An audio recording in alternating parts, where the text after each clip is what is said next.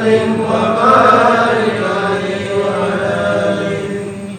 السلام عليكم ورحمة الله وبركاته. وعليكم السلام ورحمة الله. الحمد لله رب العالمين وبه نستعين على أمور الدنيا والدين. الصلاة والسلام على أشرف الأنبياء والمرسلين سيدنا ومولانا محمد وعلى آله وصحبه أجمعين، وبعد، فإن أصدق الحديث كتاب الله، وخير الهدي هدي سيدنا محمد صلى الله عليه وسلم، وشر الأمور محدثاتها، وكل محدثة بدعة، وكل بدعة ضلالة، وكل ضلالة في النار، أو كما قال النبي صلى الله عليه وآله وصحبه وسلم.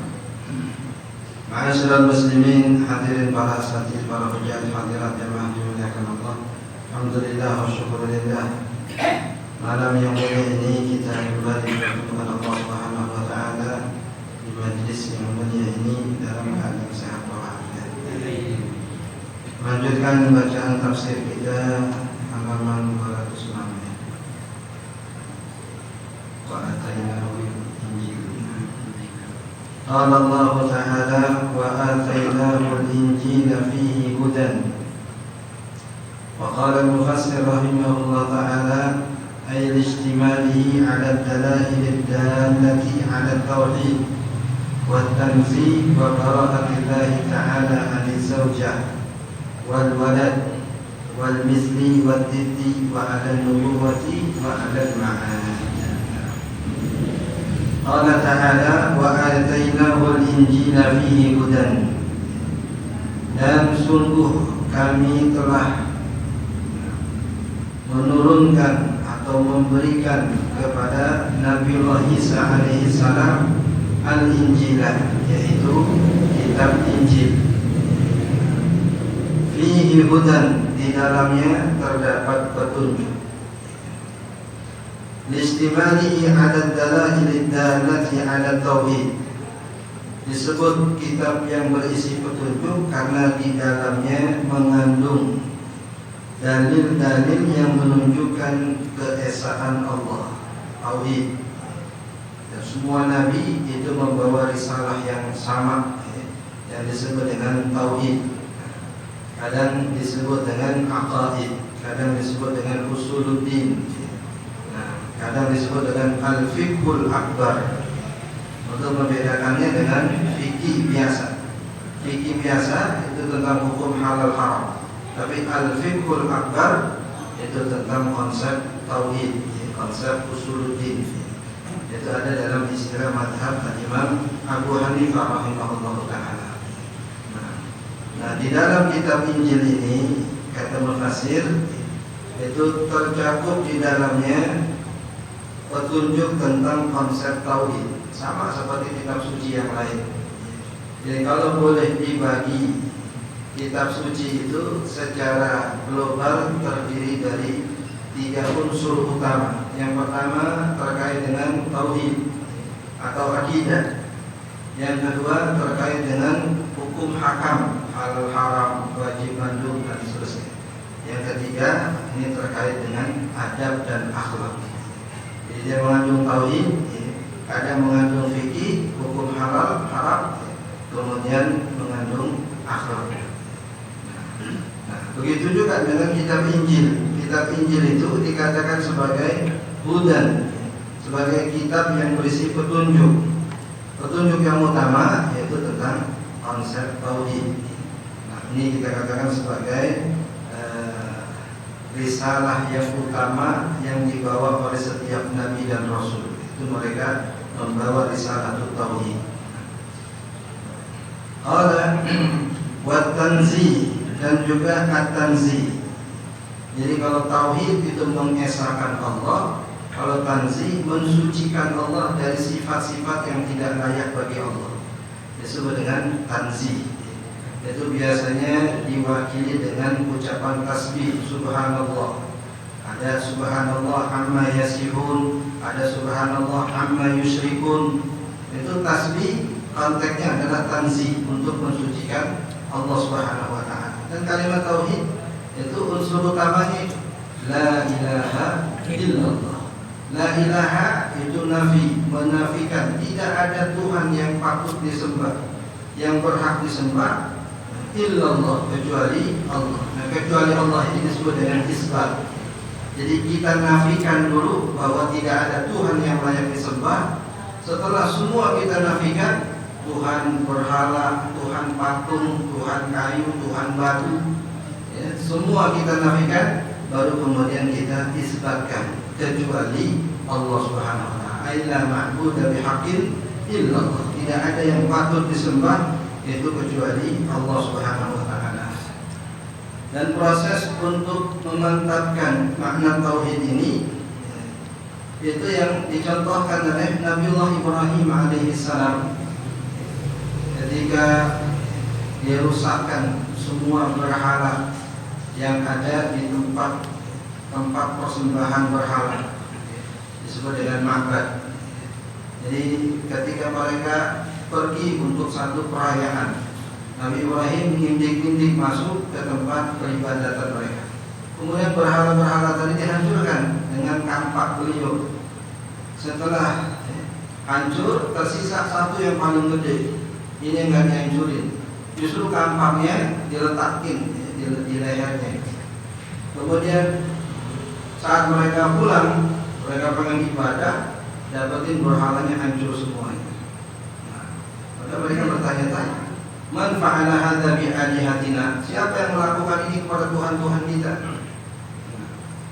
Akhirnya ada orang yang teringat dengan Ibrahim, yang setiap diajak untuk menyembah berhala nggak mau, selalu sakit. Inni sakim. Jadi pernyataan beliau inni sakim itu yang kemudian nanti beliau ingat di padang mahsyar ketika manusia datang meminta kepada Ibrahim supaya memberikan asy-syafa'at al-uzma di hari kiamat. Ibrahim mengatakan, nafsi nafsi laqad kadzabtu salasa kadzibat. Saya urus diri saya sendiri karena saya di dunia pernah berbohong 3 kali. Setiap diajak ibadah, setiap diajak ibadah berhala, dia menjawab inni sakim, saya lagi sakit. Memang mereka dapetin kayak orang sakit. Pokoknya setiap diajak ibadah lemes dari bawahnya, sakit dari bawahnya. Sakit. Jadi ketika mereka dapat berhalanya hancur, ada yang kepikiran jangan-jangan si Ibrahim ini yang gak pernah mau diajak ibadah. Maka Ibrahim, fatan yudhkar lahu Ibrahim, ada seorang pemuda tuh yang disebut namanya Ibrahim, kayaknya dia itu tertutup utamanya. Akhirnya Ibrahim dipanggil. Saat ditanya, ya Ibrahim, a'anta fa'alta hadza bi alihatina? Ente yang ngelakuin ini kepada Tuhan-Tuhan kami. A'anta didahulukan. Ente kayak ini kasar. Kalau Siti Sulaiman Ratu Balqis ketika ditanya oleh Sulaiman, ini kan singgasananya kan diterbangin itu dari Yaman ke Palestina sekejap mata. Maka Nabi Sulaiman alaihissalam qabla ayat tadda ilaika tarfud, sebelum kedip itu singgasana dari depan matanya. Kalau Ifrit mengaku bisa mendatangkan singgasana sebelum Nabi Sulaiman bangkit dari duduknya. Sebelum ente bangkit itu singgasana sudah ada. Kelamaan kata Sulaiman. Ada yang bisa qala alladzi indahu ilmun minal kitab ana atika bihi qabla ayat tadda ilaika tarfud. Sebelum ente kedip sudah ada. Sehingga nggak pakai dibilang iya, nggak pakai dibilang enggak, udah ada di situ sebelum kedip. Singgasana itu udah ada di situ. Kata Sulaiman, nakirulah arsyaha, orang dikamuflasekan arasnya atau singgasananya. Nah, kira-kira dikenalin apa kagak nih? Gimana kendaraan kita dimodif supaya yang punya kagak kenalin. Lalu ketika Balqis datang, Sulaiman tanya, ahakata arsuk? Arsuki, seperti ini kah singgasanamu?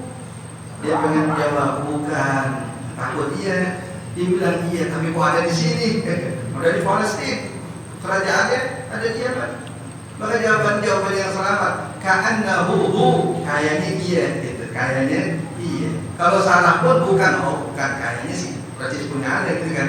Kalau bilang iya nih punya aneh, kalau salah malu dia. Ka'annahu didahulukan ka'annahu, seakan-akan dia nih anak saya, singgasana saya. Ya benar, nggak salah, mempunyai itu. Bayangin kata ente mau mau punya pikiran melawan saya, mau menyerang kerajaan saya, anak saya dari sekejapan ada di sini. Nah, itu ujian, dan bukan itu satu-satunya secara Nabi Sulaiman alaihissalam membuat Ratu Balqis ini jadi kagum. Coba disuruh berjalan, disangka air, padahal itu marmer yang mengkilap gitu. Sekarang kami namanya itu yang cakep granit, kayak granit. Nah, dikatakan maka syafat ansaqaiha, maka diangkat betisnya, kelihatan betisnya, takut kebasahan. Padahal itu ada fahasibat burujatan, dia menyangka itu adalah gelombang air. Nah, itu bahasa Al-Quran luar biasa. Detail ceritanya, indah bahasanya, dan mengena kepada poinnya. Oh, ternyata ada toh kerajaan yang lebih hebat, kerajaan yang lebih besar dari kerajaan saya. Gimana hebat? Desain insinyurnya, tukangnya, jin semuanya.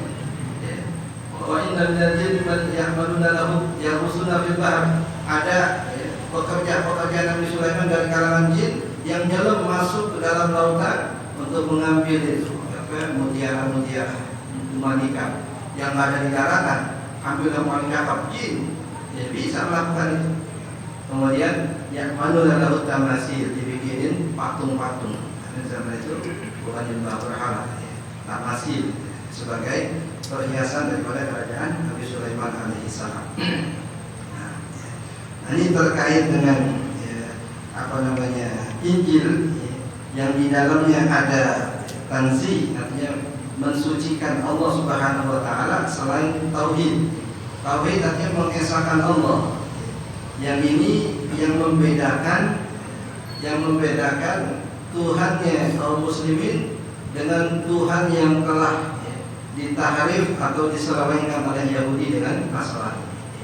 Mereka mengatakan Uzair anak Allah, kemudian Nasrani mengatakan Isa anak Allah.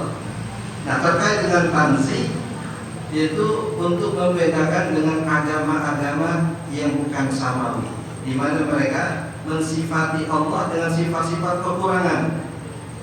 Dibilang Allah ngantuk, dibilang Allah lupa, dibilang Allah begini, Allah begitu, disamakan dengan makhluk.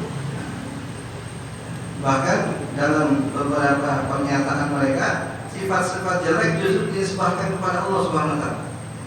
Mereka katakan, yadullah maghlulah, qudrat aydihim, qad yadahu mabsutatan. Kata orang Yahudi, Allah tangannya terbelenggu, maksudnya pelit.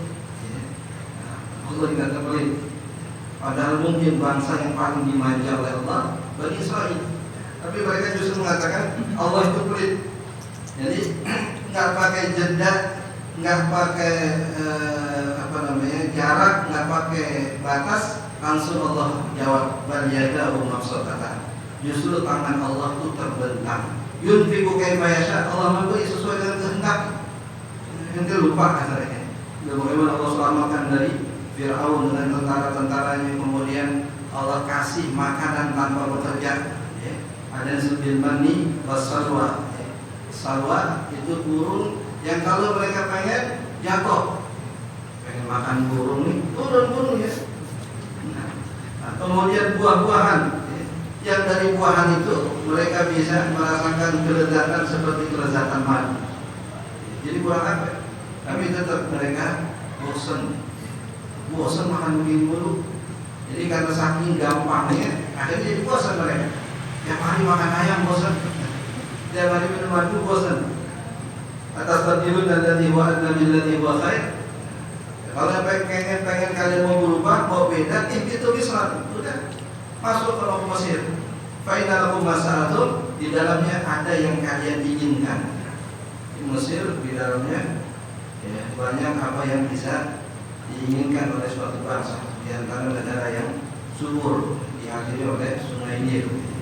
Jadi di situ dulu Soekarno pernah memberi hadiah bibit pohon mangga kepada Raja Mesir dekat dengan Jamal Abdel Nasir.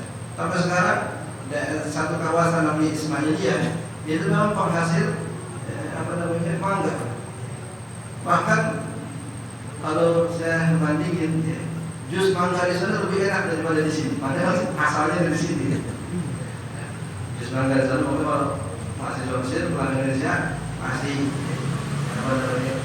keingatan hasil disebut dengan hasil manjo, artinya jus mangga Ismailiyah terkenal manisnya, enaknya luar biasa. Nah, di dalam ayat itu Allah Subhanahu Wa Taala menentukan bahwa negeri Mesir itu tempat di mana kalian bisa mendapatkan apa yang kalian inginkan. Tapi di dalamnya itu terdapat orang-orang yang besar, al-bojo, raksasa. Itu yang mereka takutin. Akhirnya turun kewajiban jihad kepada mereka, tapi mereka nggak mau perang. Idhab anta wa rabbuka faqatila inna hahuna qa'idun. Musa, kamu aja yang pergi ke Tuhan, berperang sana. Kami nungguin di sini. Kalau menang, kami baru masuk. Inna fiha qauman jabbarin wa inna lan nadkhulaha hatta yakhruju minha. Di dalamnya ada Jabbar itu bahasa kita apa namanya? Raksasa. Ada orang yang perkasa, orangnya gede-gede, posturnya gede-gede, dan kami tidak akan masuk sebelum mereka keluar. Ya bagaimana mereka mau keluar kalau diperangin? Nah, ini kemanjaan Bani Israel kepada Allah Subhanahu Wa Taala. Nah, itu ayat-ayat Al-Quran atau ayat-ayat Injil dan kitab suci lain selain berisi tauhid juga berisi at-tanzih. Yaitu Allah menafikan apa yang tidak layak bagi Allah. Dan utamanya laisa kamitslihi syai' atau walam yakul lahu kufuwan ahad. Tidak ada sesuatu pun yang menyerupainya. Qala wa bara'atillahi ta'ala 'anil zawjah, dan terbebasnya Allah dari pasangan. Allah nggak punya istri. Nah, wal walad juga anak. Kalau nggak ada istri gimana punya anak? Wal misli, dan nggak ada yang serupa sama Allah. Manusia apapun atau makhluk apapun itu ada keserupaannya. Kadang-kadang beda zaman, beda waktu, tapi serupa. Ada orang tahun sekian dengan orang tahun sekian, ternyata ada keserupaan, seperti reinkarnasi gitu. Padahal bukan. Karena itu kuasa Allah SWT, sunnatullah, tidak ada yang tidak ada serupanya. Makhluk, binatang begitu juga, mirip-mirip. Nah, sedangkan Allah tidak ada al-misliyah, yang perumpamaan, persamaan. Wadid juga saingan, nggak ada saingan Allah, nggak ada lawan Allah. Sedangkan makhluk sebesar apapun, sekuasa apapun, itu pasti ada lawannya. Sedangkan Allah ini nggak punya lawan. Disebut dengan didun.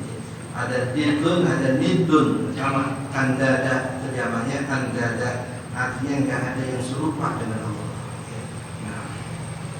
Qala wa 'alan nubuwati, dan di dalam kitab Injil itu juga berisi nubuat. Nubuat ini berita-berita kenabian, mukjizat, tanda-tanda kenabian, sifat-sifat nabi yang wajib, yang mustahil, yang jaiz, itu disebut dengan nubuwah. Wa 'alal ma'ad, dan juga tentang hari kemudian, tentang hari kembali manusia kepada Allah Subhanahu wa taala. Ini yang juga disebut dengan, semuanya disebut dengan as-sam'iyat, perkara yang modal utamanya hanya pendengaran. Kita tahunya cuma karena kita dengar. Kita dengar ada surga, kita dengar ada neraka. Melihat belum pernah, ngerasain apa lagi. Modal utama keyakinan kita tentang as-sam'iyat apa? Telinga.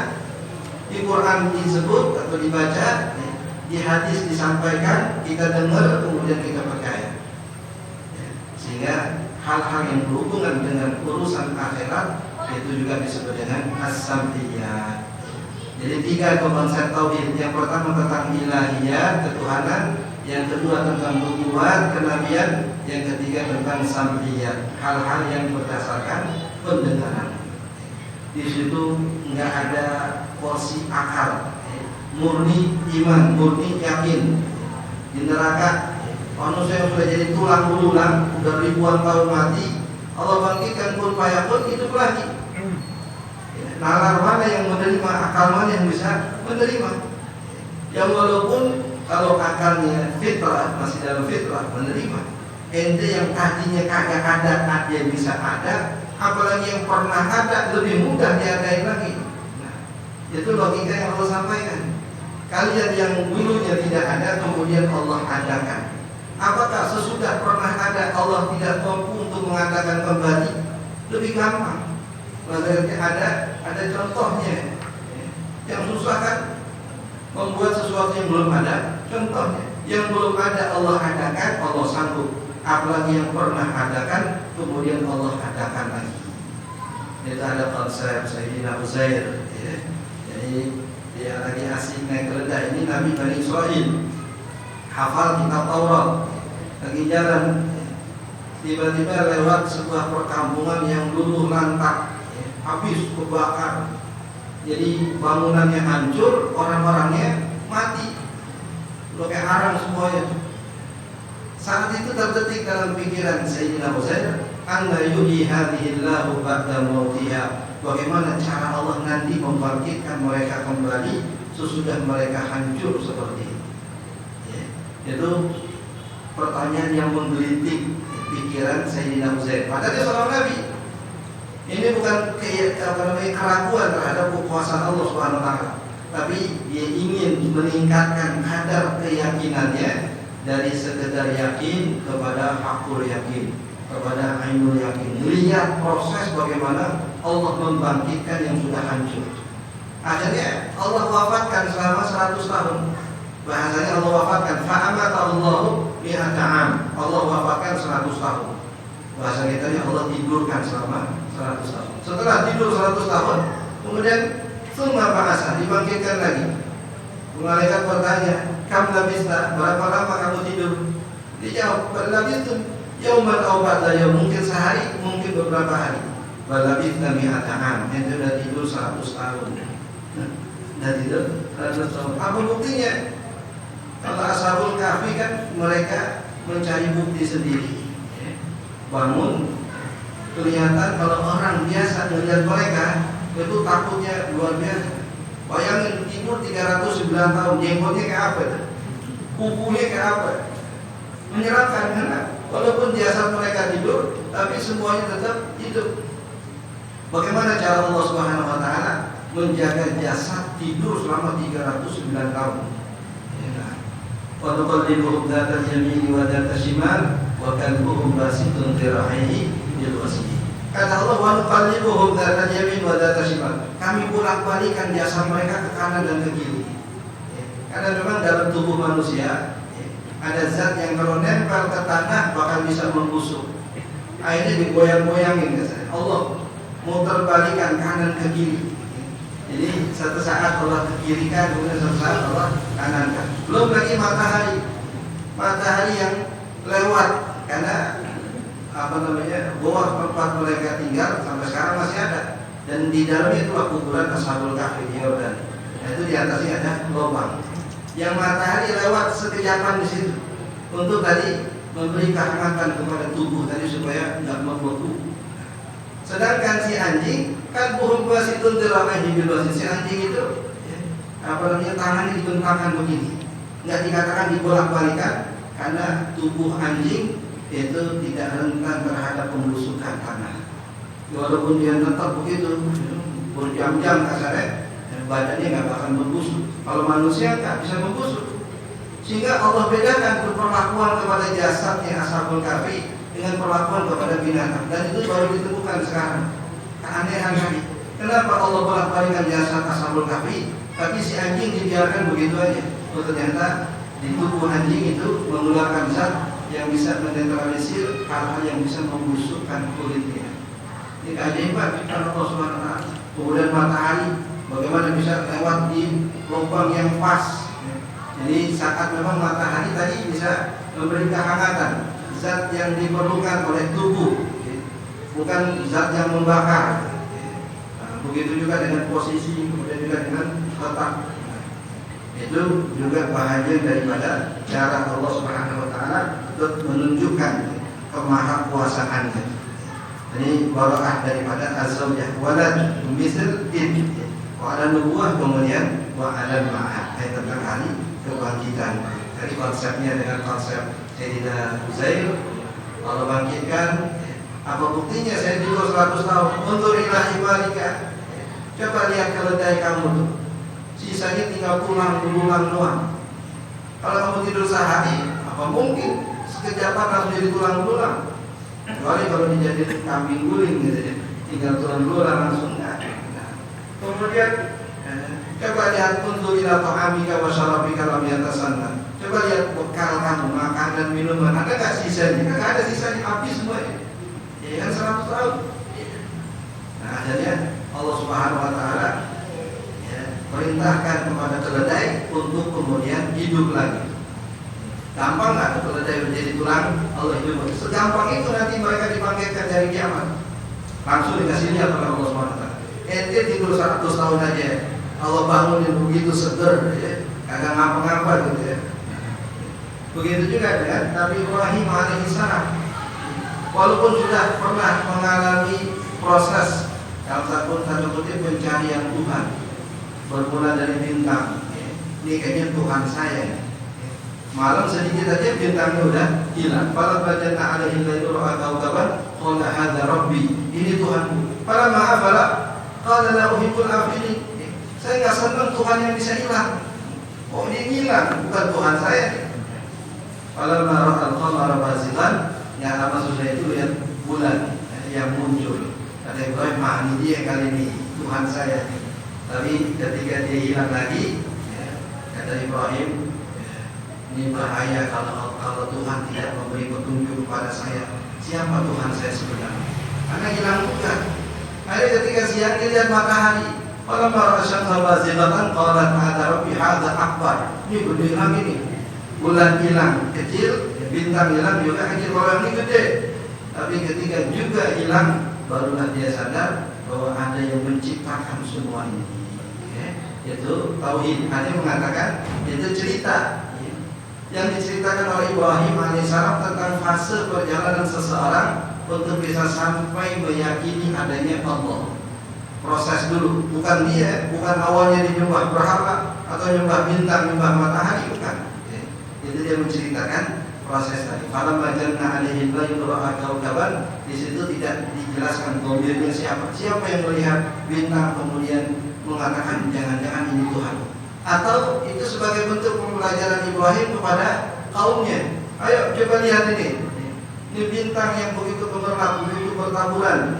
Ini mungkin Tuhan kita. Ketika bintang hilang, tuh lihat. Apa mau kita punya Tuhan yang bisa hilang? Kemudian bulan. Kemudian mereka disampaikan kepada kaum itu, lihat di bulan. Indah, bagus, cakep. Mungkin ini Tuhan kita. Ketika hilang, wah repot nih kita kalau begini terus. Apa yang adanya yang ketemu dengan Allah Subhanahu Wa Taala. Itu proses. Nah, di dalam kitab suci ada semua proses tadi. Ada tauhid, ada tanzih, kemudian ada tabriyah atau barakah, kemudian ada al-ma'ad, kemudian ada an-nubuwah. Terus semua terkandung di dalam setiap kitab suci. Ini tidak disebut secara khusus hukum hakam. Karena memang di dalam Injil itu tidak ada hukum hakam. Yang ada itu di dalam Taurat, sehingga Injil mengadopsi hukum yang sudah ada di dalam Taurat. Itu yang disebut dengan perjanjian lama. Nah, the Old Commandment ada the New Commandment itu disebut dengan Injil. Ada the Old Commandment itu Taurat mereka sebut Taurat.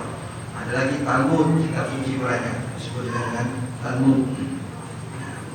Qala wa nurun. Jadi Injil disifati di dalam terdapat hudan, petunjuk, kemudian nur. Sama seperti Al-Qur'an. Al-Qur'an juga disebut yang pertama Furqan, kemudian disebut juga dengan nur, atau nunazzilu minal Qur'an, kemudian wa nurun, dan juga nur. Nah, nur ini adalah yang mendampingi Al-Quran atau mendampingi kitab suci berupa penjelasan-penjelasan yang disampaikan oleh Nabi yang kita sebut dengan hadis. Jadi hadis Nabi yang menjelaskan isi Al-Quran itu juga disebut dengan nur. Nah, begitu juga dengan Injil.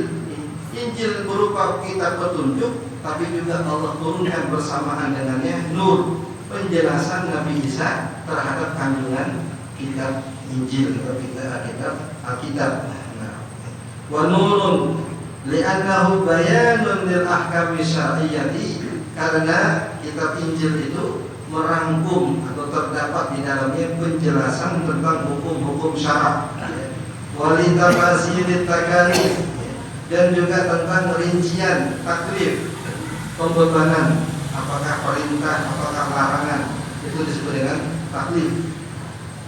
Jadi taklif itu kan hukum itu dibagi secara hukum kepada dua macam, ada hukum syar'i, ada hukum wad'i. Hukum syar'i itu yang ada taklifnya, yang ada pembebanannya. Ada perintah, perintah bisa jadi wajib, bisa jadi sunnah. Ada larangan, larangan bisa jadi haram, bisa jadi makruh. Dan ada yang kelima disebut dengan mubah. Bahkan sebagian ulama mengatakan tidak ada hukum mubah. Semua hanya berkisar pada 4 hal tadi itu. Ya imma itu wajib, ya imma itu sunnah, ya imma itu haram, ya imma itu makruh. Tidak ada hukum mubah. Tidur mubah, tapi jadi sunnah kalau niat untuk ibadah atau niat supaya kuat dalam ibadah. Maka itu perkara mubah, adat, kebiasaan. Tapi kalau diniatin untuk kuat ibadah, itu bisa jadi sunnah. Nah, jadi hukum asalnya itu tidak ada mubah. Ini kata sebagian ulama. Tapi jumhur ulama mengatakan al-ahkam at-taklifiyah itu ada 5. Nah, selain hukum taklifi yang tidak ada pembebanannya, itu disebut dengan hukum wad'i. Itu ada sebab akibat, di situ ada syarat, di situ ada mani, di situ ada butlan atau batil, di situ ada fasad atau rusak. Itu nggak ada pembebanan, nggak ada wajib, nggak ada haram, nggak ada makruh, nggak ada sunnah. Di situ ada sebab akibat. Ente ngerusakin kaca orang pecah, wajibkan. Itu nggak ada terkait dengan hukum taklifi, tapi terkait dengan hukum wad'i. Karena ente yang ngerusakin, maka ente yang ganti. Nah, begitu juga dengan mani syarat. Ente ahli waris, karena yang meninggal bapak. Tapi karena ente yang membunuh, maka ente terhalang dari dapat waris. Ini bukan terkait dengan haram, wajib dan sunnah, tapi terkait dengan mani. Ada yang menghalang ente untuk dapat warisan. Apa? Membunuh orang tua. Atau beda keyakinan, bapaknya muslim, anaknya kafir, waliyadzubillah. Maka ketika bapaknya meninggal, anaknya tidak dapat waris. Kenapa? Karena ada penghalang. Dikatakan dalam hadis, la yarisul muslimul kafir walal kafirul muslim. Orang muslim tidak bisa mewariskan kepada orang kafir juga tidak bisa mewariskan kepada orang muslim. Nah, atau hadis lain dikatakan, la yatawaras ahlu millataini, tidak saling waris dua penganut agama yang berbeda. Jadi ente muslim, ini non muslim, itu nggak bisa saling waris. Atau sama, yang ini Kristen, yang ini Buddha, dalam hukum Islam nggak bisa saling waris karena beda agama. Walaupun sama-sama musyrik, sama-sama kafir, tapi karena beda agama tidak saling waris. Ini bukan terkait dengan haram dan wajib, tapi terkait dengan mania. Qala wa musaddiqan, dan juga musaddiqan, kitab Injil berfungsi sebagai pembenar. Lima baina yadaihi, semua kitab suci yang datang sebelumnya, kitab Taurat. Injil datang membenarkan apa yang ada di dalam Taurat. Nanti Al-Quran juga datang membenarkan apa yang ada di Taurat dan Injil sebelum dirubah-rubah oleh mereka. Musaddiqan lima baina yadayhi min at-Taurat. Qala min at-Taurat, ay lima qabla Injil, semua yang datang sebelum Injil yaitu Taurat. Wa hadzal mansub maktubun ala mahallin fihi hudan. Ini mansub di sini musaddiqan. Tadi kan hudan. Ini diatofkan kepada hudan. Jadi musaddiqan kenapa jadi dibaca mansub, bukan musaddiqun tapi musaddiqan, diatofkan kepada hudan. Wa nasbu 'ala al-hal.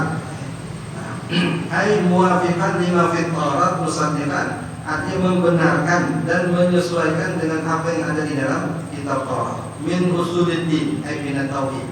Ini kita katakan bahasa lain usuluddin adalah tauhid, atau bahasa lain tauhid adalah usuluddin. Wa min ba'di syara'i, dan sebahagian syariat. Karena terkadang masing-masing agama itu ada perbedaan syariatnya, tidak berbeda akidahnya, Tuhannya sama, ya, kewajiban menyembahnya sama, tapi syariatnya yang berbeda. Ini di dalam beberapa hadis dijelaskan perbedaan syariat Islam dengan syariat Yahudi misalkan. Kalau Yahudi wanita yang haid itu diisolasi, nggak boleh makan bareng, nggak boleh tidur bareng, nggak boleh tinggal serumah bareng, ditaruh di pavilion, maksudnya ditaruh di gudang. La yu'akiluhunna wa la yusyaribuhunna wa la yujamirunna. Nggak diajak makan, nggak diajak minum bareng, nggak diajak kumpul bareng. Diletakkan di tempat yang. Kemudian mereka katakan, innal ladzi yati zaujatahu wa hiya haid ja'al waladu ahwan. Sesiapa yang mendatangi istrinya, menggauli istrinya dalam keadaan sedang haid, maka anaknya bakal jereng. Itu kata Yahudi. Maka ketika Islam datang ke Madinah, mereka sudah terpengaruh atau terdoktrin oleh doktrin-doktrin Yahudi. Mereka tanya kepada Rasulullah, ya Rasulullah, apa betul memang haram mendatangi istri dalam keadaan haid, tapi tidak ada kaitannya anak jereng dengan pergaulan dari digauli oleh lakinya. Jadi ketika Rasulullah SAW ingin menjawab, turun firman Allah Subhanahu wa taala, wa yas'alunaka 'anil mahid qul huwa adzan fa'tazilun nisaa fil mahid. Mereka bertanya kepada wahai Muhammad tentang haid. Katakanlah orang yang sedang haid itu ada dalam kotoran, adzan. Nah, fa'tazilun nisaa fil mahid. Maka jauhilah wanita ketika haid. Jauhi di sini maksudnya tidak digaulin, tapi makan tetap bareng, minum tetap bareng, tidur tetap bareng. Dalam hadis Aisyah radhiyallahu anha, Nabi mengatakan, if'alu kulla syai'in illa nikah. Lakukan apa saja kepada istrimu ketika dia sedang haid kecuali nikah. Maksudnya nikah, gaulin, yang lain boleh. Nah, maka dalam hadis Aisyah lebih tegas lagi, kalau sedang haid Nabi letakkan sarung di atas pusarku sampai ke lutut, kemudian Nabi menggauli di atasnya, di atas pusar, yang di situ taruh sarung dah. Kata Aisyah, kalau Nabi cuma taruh sarung, maka dia paling kuat nahan nafsu, jangan main-main di sekitar jurang. Ntar pengen lebih, terminta yang lebih.